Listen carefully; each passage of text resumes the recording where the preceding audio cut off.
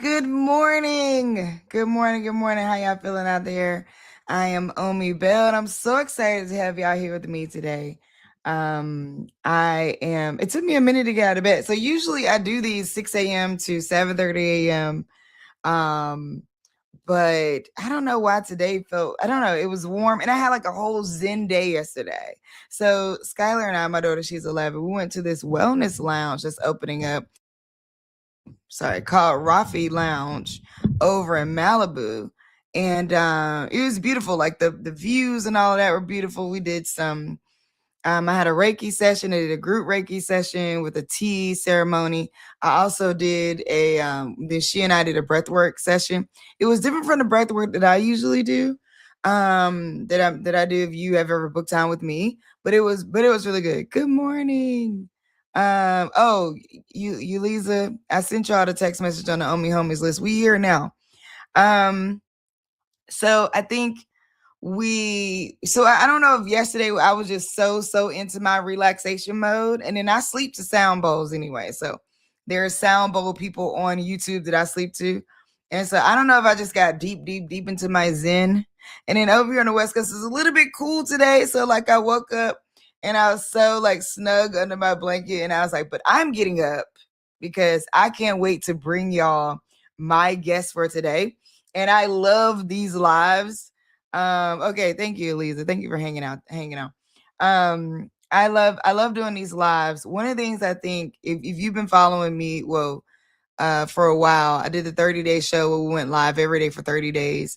And it was really great. I loved it. It was one of my favorite things. And I think the one thing I liked about it the most was the interaction with the audience.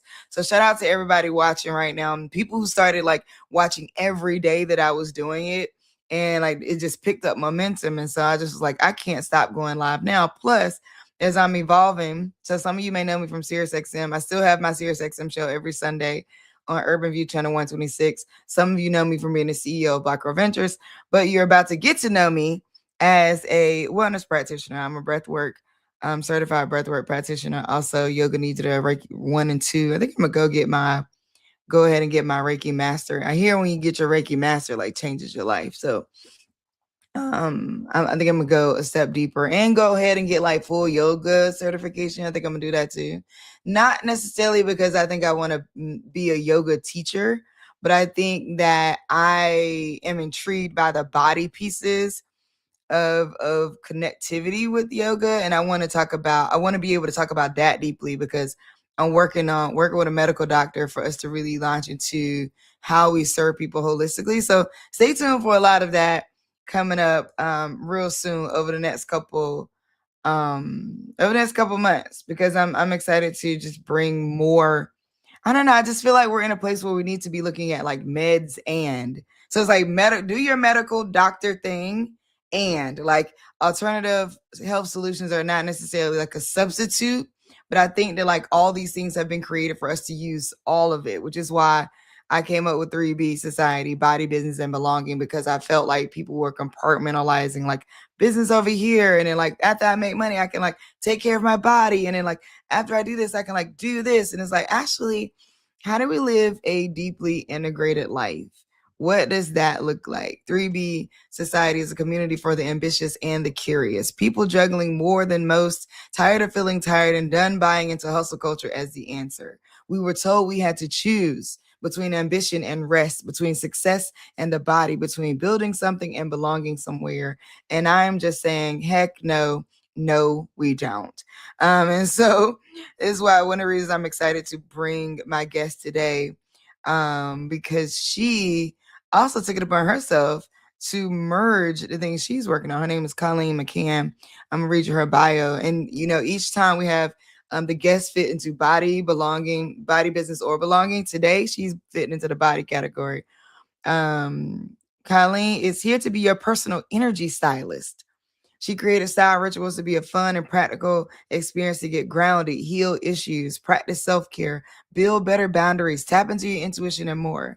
After straddling the fashion and wellness industries for the last 20 years, she developed her own brand of glamour magic by blending experiences as a designer, styling, and brand consulting, healing and mentoring, teaching, coaching. She's an author and a serial entrepreneur. her journey to become an energy stylist started in New York City, and while she was working in fashion, she realized that statement necklaces had superpowers. Colors worn influence a person's energy, and that her intuition could be used to heal herself and inspire others. So she ended up jumping high heels first um, into the mystical rabbit hole. Okay, traveling all over the world, studying healing modalities, and eventually connecting her skills and passions together. And this is how she created style rituals. Um, she has a book called Crystals RX, and I had the opportunity to experience her services at a summit recently well, now this is the experience. I'm gonna bring her up so she could talk all about it, but I want to share one of these that I was impacted by. So I'm into all the things woo woo all the way 1000%. And I do believe that there's different energies that we're working through on a regular basis. And she has a whole set of crystals that she brings. And in her book title, Crystal RX, is just that. So it's looking at what type of crystals or stones you may need according to whatever you're trying to move through. And I liked it because when I think about like medicines that we're prescribed in a certain way, it's exactly that. It's like medicines that help us move through whatever we're healing at the moment. It's not always meant to be, that it's going to be the forever medicine. And I think sometimes we get wrapped up in what's the forever medicine or the forever ritual or the forever thing. Then it's like you may need to ebb and flow out of certain healing things at certain moments. And then there may be things that you're more anchored in long term, and there may be things that you need to get, work on, and then move forward. And so that's one of the things I actually loved about the Crystal RX piece. And I had the opportunity to experience a little bit of that. And so I was like, I gotta bring you onto my show. I have to have you come talk to the 3B community, body business and belonging, and the Omi homies out there who I've been talking to a lot about like how to think about different ways to use different healing modalities. Because again, I believe that it is go to your medical doctor, okay? And here are all these other things you need on a regular basis to regulate your nervous system, to be at peace. And so coming to the stage, I want to welcome Colleen McCann. Hello, Colleen. Hi, Omi. Thank you for having me. Yeah, thank you so much for being here. I'm excited to jump into this conversation because when I talk about living an integrated life, you went from being a fashion stylist, which I'm sure you saw many personalities in that realm, right? to to moving into this wellness realm. And one of the things that I am doing right now is people know me for being a businesswoman. People know me for funding people. I built a brand, a international brand, doing this work around entrepreneurship and supporting women in tech and entrepreneurs overall, small business owners. And now here I am saying, I feel a calling to move into this wellness practitioner work more full time. Breath work is one of my modalities, and I feel it calling me strongly. Sound healing as well. So take us back to the moment of the pivot, because I think, or the moment that you're deciding, ooh, I'm feeling called to do healing work, and I think there's a lot of people out there who are trying to figure out what's happening with their jobs, laid off, things like that. Also in this moment of like, I may not be doing the thing that I thought I was going to be doing or the thing that people know me for, but I feel a calling to do this other thing. Take us back to that moment. How did you come to the conclusion or like, I'm going to do this thing when everybody's like, people may have been like, what? Aren't you a stylist? Like, tell me about those moments. Okay, let me set you up for the pivot. So I'm in my late 20s living in Brooklyn, and all of a sudden I had this very fateful day that I walked into my local bodega, and I heard a man. It was like the middle of the night. I was working on a trend presentation. I'm hungry. I want my favorite sandwich. And I hear a man say, there's going to be a fight about bananas, and he'll be 32 cents short. And I spin around. Nobody's there. I was like, oh, they're in the aisle of the back somewhere. Walk up to the counter with my sandwich, and a guy comes in from the fruit stand out front, pushes me out of the way, typical New York shit, and slams the bananas down on the counter. And they start to get in a fight because the guy is 32 cents short. And I was like, okay, you're really tired. You need to go home and put yourself to bed right now. Okay, fine. A couple days later, I wake up in the middle of the night and I watch a ghost walk through the walls into my neighbor's apartment. And shortly after that, I was on the subway, and um, I'd say three or four people came up to me on the subway telling me they had a message for me that I was a healer and my whole life was about to change. And I did what any typical New Yorker would have done. I said, fuck you, get away from me. So I'm at home and I'm like, this is interesting. So, and I'd have to say, like, I had a very fruitful fashion career, but I was at a moment that I wasn't exactly happy in my relationship and my career. I was like, do I want to keep doing this? I'm just questioning it. Where am I going with all of this? And I guess I must have been asking the universe for a little bit of a zhuzh, but I didn't expect what kind of zhuzh I was about to get. And it was also, Mm. for you astrology fans out there, this was during my Saturn return, which we all hit that around, like, ballpark 27 to 29. That your life basically like flips upside down and there's lots of shifts, and some of them can be hard, some of them can be amazing. Get married, have a baby, buy a house, move, switch careers, all kinds of stuff happens in your late 20s, prescribed astrologically. So I thought, okay, cool. Like, my life is kind of not where I want it, and now I'm crazy. So, what do you do with all that? I cried in the What do you corner. do with all of that? I cried in the corner. And Ah. I did not go into this gracefully. I went kicking and screaming all the way. I was not Mm. one of those people that, like, I felt like I was called to do this. I was ran.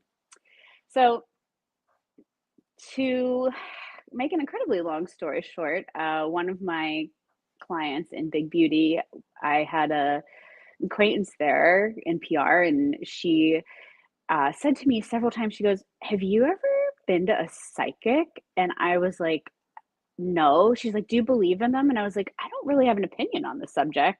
She said, well, you need to see my friend Asa. And I said, well, who's that? She said, he's a psychic. And I am there in the office. And I thought, oh my God, she knows something's wrong with me. And she's trying to send me Mm. somewhere to figure it out. And so at the time, I was like, do I need to like check myself in somewhere? And so I was like, psychiatric hospital, psychic Psychic. office. I Right. was like, let's go here first. Let's just do this. So I have to remember this 20 years ago at this point, and there's no, people don't have media paper trails the way they do, right? Social media doesn't exist how it is. So I could easily go see this guy, and he knew nothing about me. I wouldn't give him my last name, my email. I called him on the phone. I make this appointment. He opens the door and looks at me and he goes, oh, you're not crazy. You're psychic. And I said, Mm. well, wait, what? And he said, are all these things happening? And I said, yeah. And he said, yeah, come in, come in. We have a lot to talk about. So he ends up telling me I need a mentor, telling me that um, I have to read all these books. And the most interesting thing he said was that you are going to leave fashion, leave New York, which, like any good New Yorker, I was like, over my dead body, am I leaving this island? And you're going to move to California. Well, all of those things did happen. Yeah. So what happens next? Where do you get a mentor for what? Well, Yeah, all what do these you get a mentor mentors, for being a what psychic?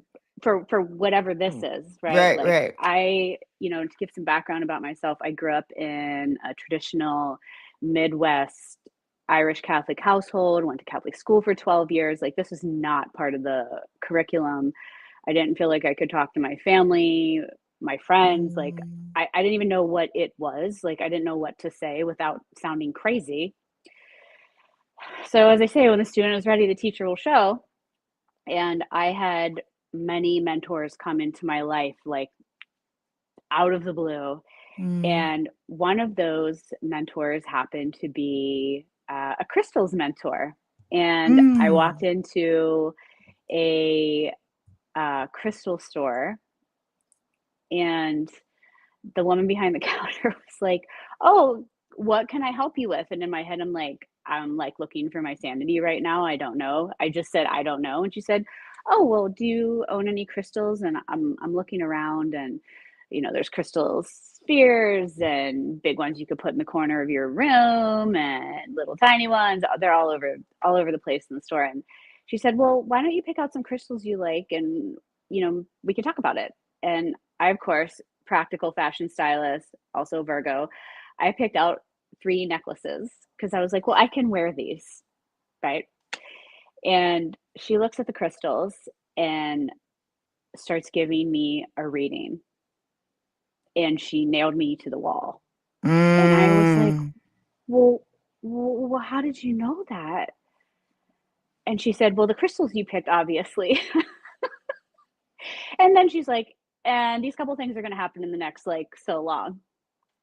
Well, I skeptically bought the crystals. I was like, look, at least they're pretty, whatever. She was reading my body language or something, or saw the bag I was Mm. holding. She, again, forever skeptic. And Right. well, everything she said happened, and I found myself back in the crystal store 2 weeks later.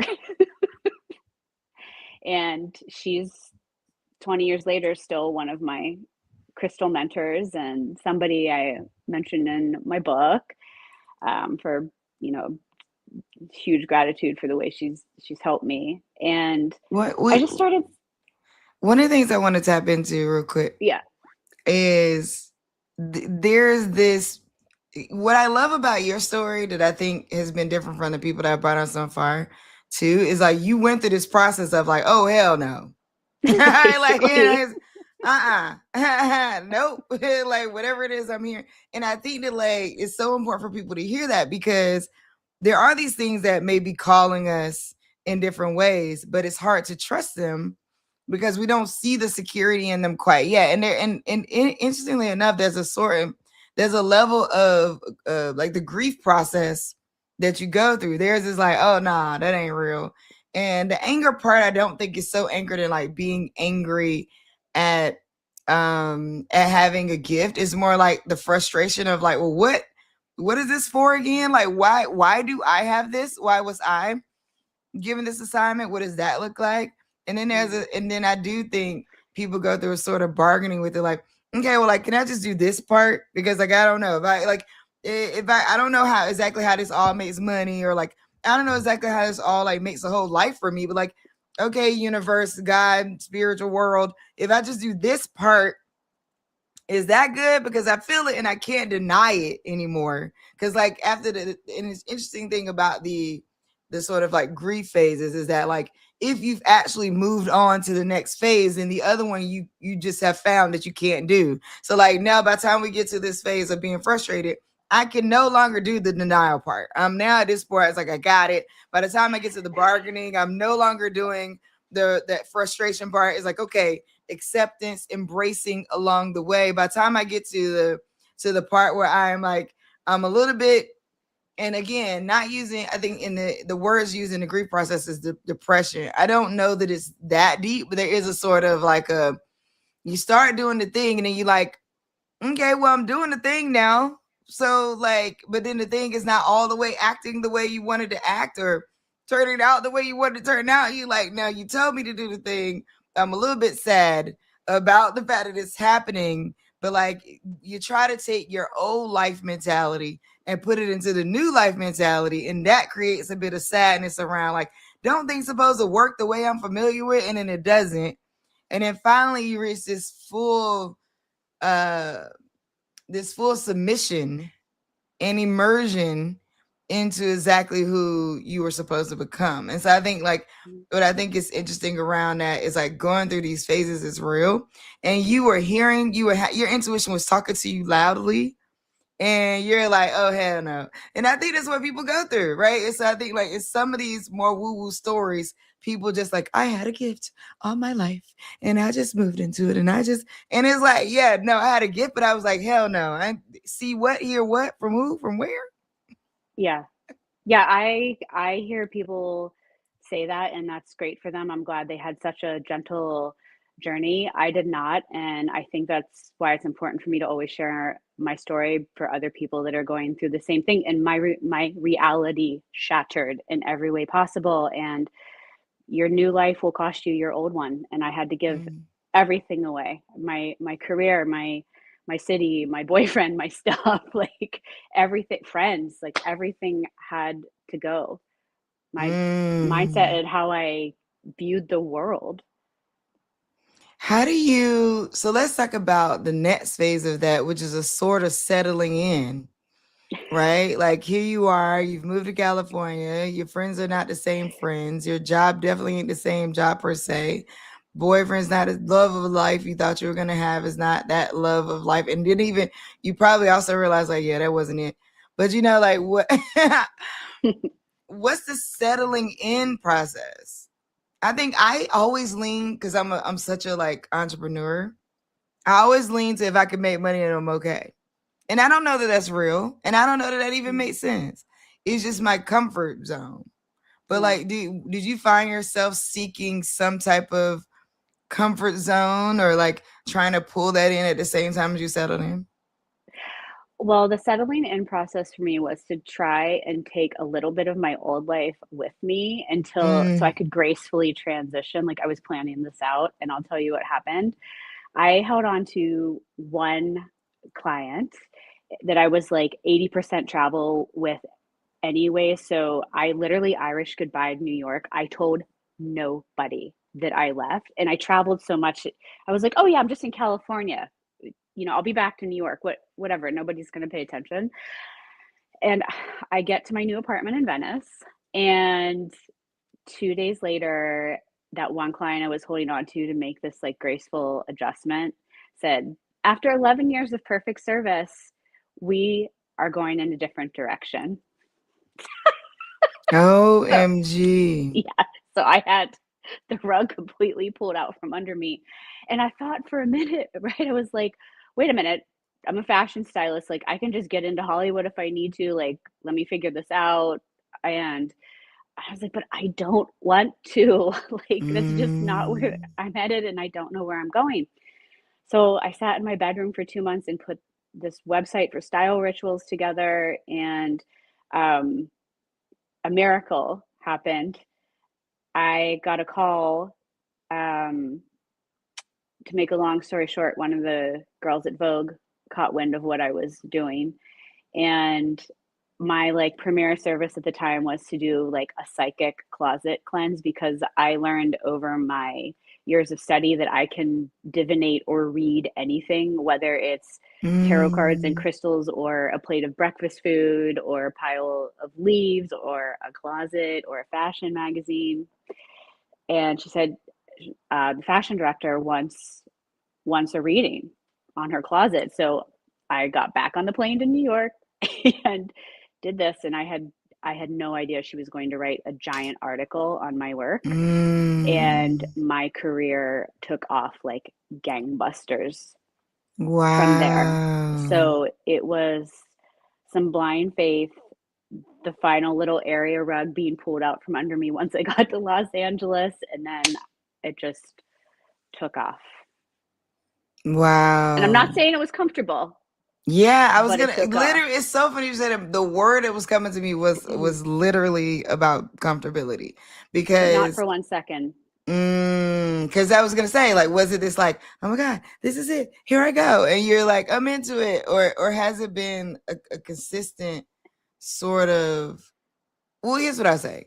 Here's my question, because I think there's a lot of people out there going through career pivots, either they're being laid off or like transitioning out or things like that. There's a lot of people out there. So I am a firm believer that right now that God is an all-encompassing word for the universe. I'll just say that, right? Is calling light workers out. Like to move, like whatever it is, it's like come out of the shadows because there's been a lot of attack and a lot of damage done that we're going to need people who can pour in as much positivity as possible, as much light as possible to move through this and to move through this moment and this time. And I mean, even having said that, the reason why I'm so happy you're sharing this story is because there's so many people who have it inside of them and it's coming to them and they're going, nah, not me. I couldn't possibly do that. You know, I couldn't possibly live my life as a psychic, as a prophet, as a whatever they feel God's calling to. I can't possibly let that be my only thing and dedicate my whole self to that. How do you get comfortable? So, like at the point again, we're at this acceptance phase, this embracing phase. You got it. You got this Vogue article, phones ringing. How do you get comfortable? Well, I got comfortable truly at first because like I needed to work. Like I had no choice. This was like where my income was coming from. Besides it being a calling and I'm good at it and I have a passion for it, but at the time, my financial rug got pulled out from under me. And I was like, "Okay, let's do this." And the way I got comfortable was putting one foot in front of the other. I had to Mm. basically via social media come out of the closet, not, in front of all my fashion peers and the world and anybody else who found me and my family. Like they didn't know I had to tell them Oh, because right. of my So was the Vogue article the first time your family's finding this out like fully? yeah, I was like, I have to go home and like sit down and talk to my parents at the kitchen table and tell them what's really, really going on. I can't hide this anymore. And I told them I was moving to California for fashion. Like that didn't seem weird to them, right? New York, LA, like pick one, right? Or do both. So, but what I will tell you on the subject of you're saying how people are like afraid to come out and speak their truth and show up in whatever healing capacity they're supposed to in whatever industry, because I also want people to know, and I think this is a beautiful thing as we're seeing people step into their healership, is that it's not in a sometimes it's not in a healing setting, right? Like we have and I'm going to use intuitive as a very big blanket word for what people like us do, but we have intuitive lawyers and intuitive accountants and intuitive people that are executives of companies. Great. Do it wherever you want to do it and help bring light to your community. But what I think is holding people back, something I love to talk about, and I know a lot of people feel a lot of charge around this word, is the witch's wound. Talk about it. Let's talk about it. Mm-hmm. So, there's this thing called the witch's wound, where, and again, whether you identify with that word or not, you like witch, intuitive, shaman, psychic, I don't, whatever word you want to call yourself, but we'll just use witch as a blanket word for this. That if you think about this over the course of time, witches were the healers. They were the midwives, right? They were the herbalists. They were doing all these different things for their communities, and they would get punished for their work in some way or another. Think about this. Let's talk about the dark ages. I wonder why it was called the dark ages. You were a midwife living in a village in your hut in Europe, and you're there to deliver babies, right? And you're helping this woman get a child to this planet, and the baby comes out with a big mole or a birthmark on the body somewhere. And at the time, they believed that that was the sign of like the devil or something very bad. And they would look at the midwife and go, "You're a witch. You caused this. You cursed this mother. This baby is cursed." And so this woman is just trying to like help. And now she's being persecuted for this. I'll give another example. Imagine you are the court seer or psychic, right? Like every king had a court seer, and the king's like, "Hey, I want to go to war with this country," and the court seer's like, "Yeah, maybe not right now. Like, how about in 6 months from now? Like, not a good idea." And the king, of course, here comes his ego. He's like, "No, I'm leaving now." And she's like, "Okay." And he goes, he loses the battle, his men die, bad weather, starvation, whatever. They come home defeated. And he looks at her and says, you caused this. You cursed me. You made the battle go bad. You did all this stuff. What used to happen to women like that back then? Tied to a stake and burned, drawn and quartered, stoned to death, excommunicated from their communities, sent out into the forest to die. Do you want me to keep going? And so I wonder why, and whether we believe that we are the women who have incarnated from those people, or they are Mm, literally our genetic ancestors that we can track back. No wonder none of us want to stand up and speak our truth. yeah, and which is an all-encompassing term for in over the course of history for that we don't understand how you know this can do this. We don't understand where these powers come from that you have, where this intuition comes from. We don't Yeah, understand that. So this is this word. And then in the commercial, like commercialization, let's talk about that part where it's like, okay, well, we actually want to control the medicine that people get. So we don't want medicine women. So now if the or medicine men, we don't want medicine people. So in yeah, that case, we're going to we're going to burn you at the stake because you're doing these things that we don't want you to do because we actually want to control medicine and we want to evolve into what it has become now modern medicine, where we say like, big pharma is the only thing you could trust. You can only trust them because they're studied. You can only trust them because they've tested it. You can only trust them because, and it's like, and this is not me advising, disclaimer, not me advising anybody to do anything that's not been tested. yeah, But I'm also saying again, it's meds and Eastern medicine is so important and so healing. And there needs to be an integration. I think there needs to be a time of us saying, what do we put together for how we're going to be the most whole and the most healthy, and women were a large part of that over time. And people like women were the healers, and they shunned them because of the control and the level of commercialization and evolving an industry that became what we now know as modern medicine. And it's so sad because some even and here's the crazy part, and I love that you call it the witch's womb, because the witch room, the craziest part is like some of this stuff has nothing to do with like religion, because then like a sound healing, and I'll have family members like, oh, well, I don't want to do that, that stuff, or that, that spiritual stuff, or that, yeah, you know what I mean. And it's like, y'all are tripping. We're talking about your literal organs are aligned to actual sound and into, but you go to the doctor, they hit your knee, your leg pops out, and you think it's magic. It's like, no, actually, reflexes, organs, vibrations, sound. We're so tapped into it already, but we've been so conditioned out of it. yeah. It's funny you bring up the sound piece. And I'm going to generalize here. I know science, big science, has recently approved sound healing to eradicate cancerous tumors. I have to find that. Yeah, Okay.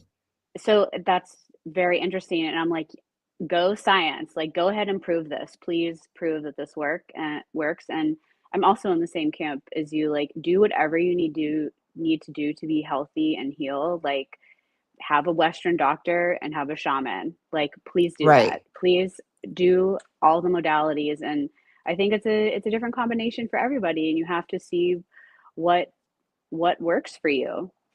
Which is why I like what you're doing with Crystal RX when you say it's a different combination for everybody. I It do think is. that we're moving into a different level of consciousness right now. I think people are becoming more awake than ever, but there's still like a long way to go, which is why I'm saying for those out there who are feeling called to do light work, I empower and encourage you to figure that out or move into it and get clear with the whatever powers you talk to, just because it's becoming louder, and I think more people are awakening to it. Even in science, I saw, you can take all things on the internet as a grain of salt, with a grain of salt, but I saw Trump signing a order for psychedelics to treat PTSD, I and saw that that's been, yesterday.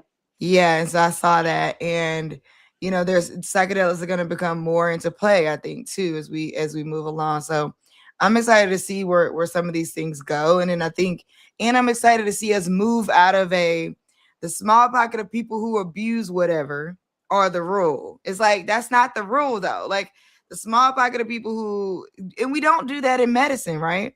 So the small pocket of people who medicine may have hurt or who these side effects are heavily impacting, we don't base all of medicine off of those people. We say, hey, you're gonna take this. Here's some of the side effects. Here's some of these that may happen with you. But like, hey, you need to take this.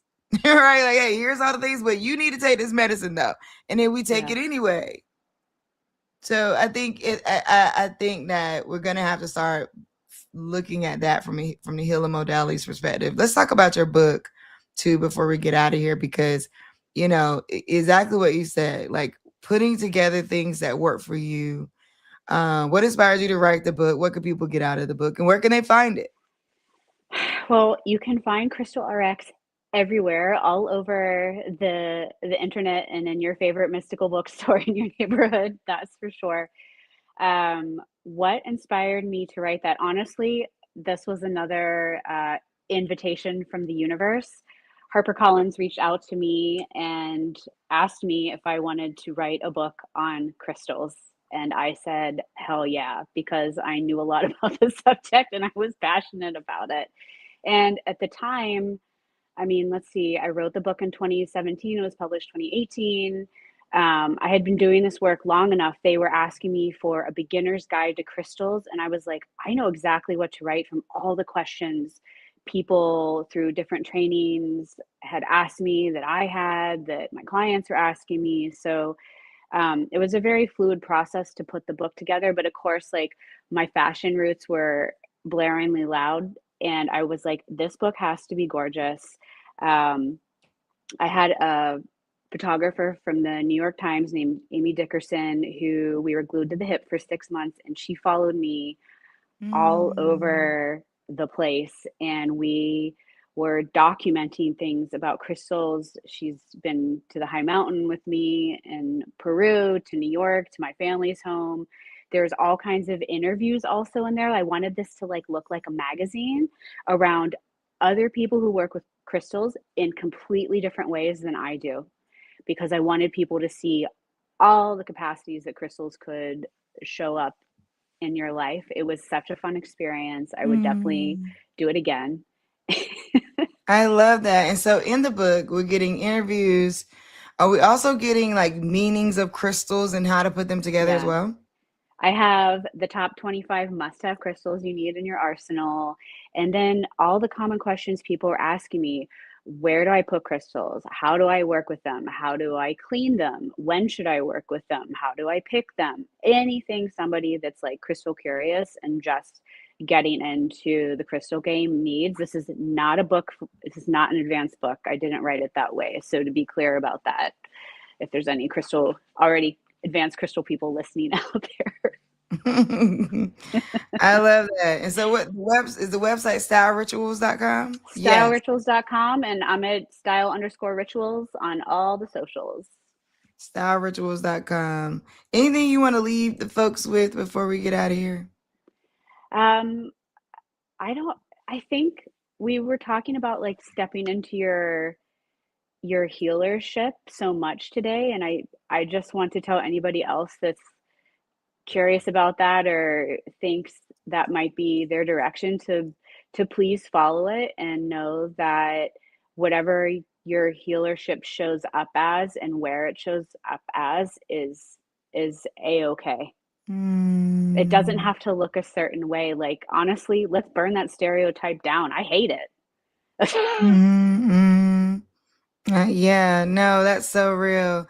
And thank you for saying that, because so many people just sort of need and I've been talking about this the past couple interviews, permission to shift, shifting Yeah. without shame, right? And know that wherever you settle next will be fine and you'll be okay. And it is worth it.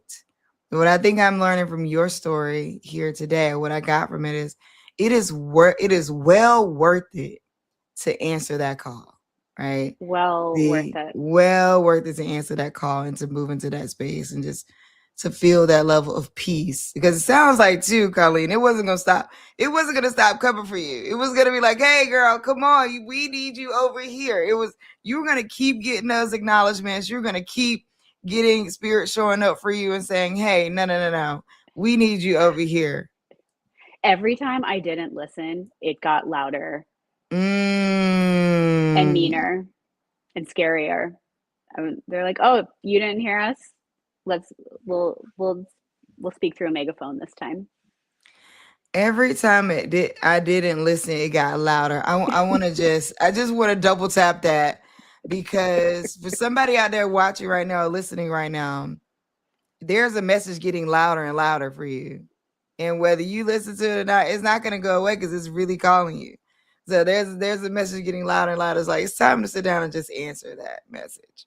Um, Absolutely. yeah. Thank you. Anything you got coming up that you want to share? Oh my gosh. Well, what do I have coming up? I guess I'm coming back to New York City really soon to see clients again. I travel all the time. I just did a couple crystal infused supper clubs, which that's been kind of new for Mm. me, which been has been really an exciting way to share what I do. So if anybody out there wants to invite me to dinner with 20 of their closest friends, let's do it. That's super cool. I love that. Well, thank you so much for joining me, Colleen McCann. www.style.rituals.com. Also, IG and all the socials at style_rituals. Thank you so much. This has been lovely. I really appreciate everything you shared today. And I definitely will be bringing you to something. I'm thinking of it in my mind, and I will let you know. But thank you so much for coming. Thank you, Omi, for having me. All right. Have a good rest of your day. I am, you know what? I love, love, love that conversation so much, because how many times have you just been in denial of your gift? And I think that the thought I had while we were talking too was assignment versus gift. And I think they could be both. They could be together. Like, you could, your assignment and your gift merge and bring you into a more fruitful life and a more peaceful life and a more purposeful life and a more meaningful life. And that's not to say that the life you've been living so far hasn't been meaningful, because it's the meaning that you needed to make has been the meaning you needed to make and have for this time. And there's a space where you're not crazy. You're not crazy. Come home to yourself and listen to those messages. So I just want to say thank you all for joining me this morning. I will be back. Let me tell you when I'll be back. Hold up. Let me tell y'all when I'll be back. Actually. I can't tell you when I'll be back. Oh, here it is. I will be back, I think Wednesday. I think it is. Yes, Wednesday. And Erin McElroy, she'll be joining me on Wednesday. And she is also a breathwork practitioner. In fact, we got certified in the same class, but she also, we went through the same certification program. But Erin has a couple other gifts that also need to be highlighted too. So y'all hang tight, because there's a lot there. I'm excited to keep bringing y'all amazing the wellness ecosystem that I'm a part of, so that you can actually get access to new and different ways to bring peace to your life and make life more fruitful. So thank y'all so much for hanging out with me. I will see y'all on Wednesday. Okay.